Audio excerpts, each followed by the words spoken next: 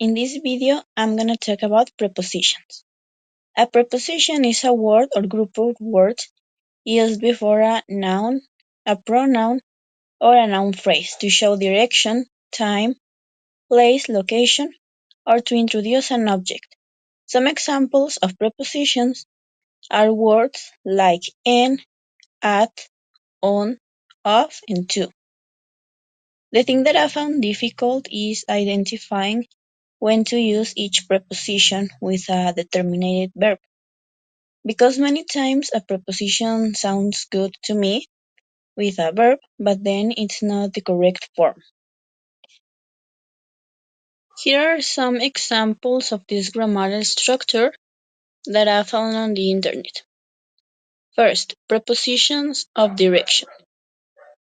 To refer to a direction, we use the prepositions to, in, into, on, and onto. For example, she drove to the store. The cat jumped onto the table. Mary jumped into the water. Now, prepositions of time. To refer to one point in time, we use the prepositions in, at, and on. In is used with parts of the day, the year, or the month, but not in a specific way. For example, she reads in the morning, or he was born in 1987. At is used with the time of the day, also with noon, night, and midnight. For example, my class starts at 10 o'clock a.m. or I eat my lunch at noon. We use on with days. For example, you work on Mondays or I travel on Friday.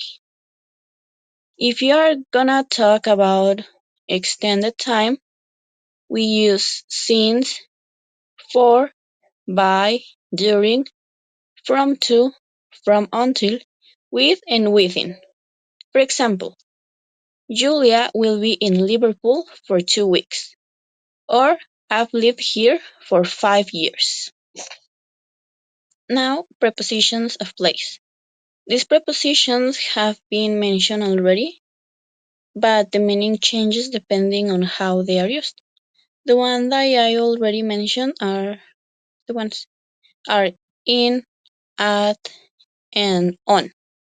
There are the other ones that are new: inside, over, above, below, beneath, under, and underneath. And the examples are: they will study in the classroom.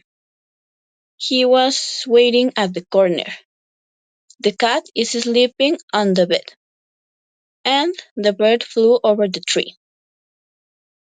Prepositions of special relationships. These prepositions include above, across, against, ahead of, along, among, around, behind, below, beneath, beside, between, from, in front of, inside, near, of, out of, through, toward, under, and within. And examples: the car is behind the wall. The restaurant is across the street from the library. And now, the part that I found the most difficult. It's when the prepositions come after verbs. Sometimes prepositions are placed after a verb, and this changes the meaning.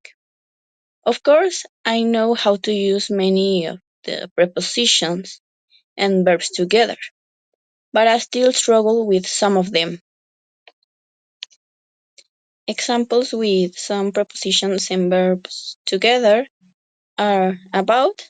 The preposition is used with worry, complain, or read. For example, she worries about her future. Or I am reading about socialism. At, with verbs like arrive to a building or event, smile, and look. Examples: the children smile at her, or she looked at him.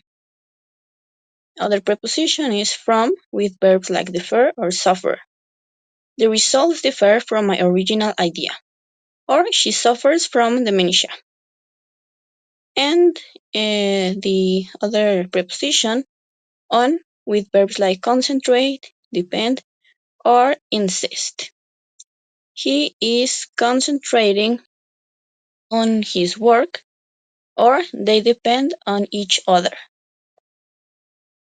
To conclude with this, I don't find hard using every preposition, but I do struggle with some of them. In classes, I've learned more about this grammar structure, so I think I improved a little bit. I will continue studying this topic so I can understand it better. Also, I always try to watch things like series, videos, and movies in English, so it might help me to improve too. Not just in this matter, but in other topics that we have seen so far in this subject. I think this class has helped me a lot, and I've learned a lot of new things, so I'm willing to make the most of it.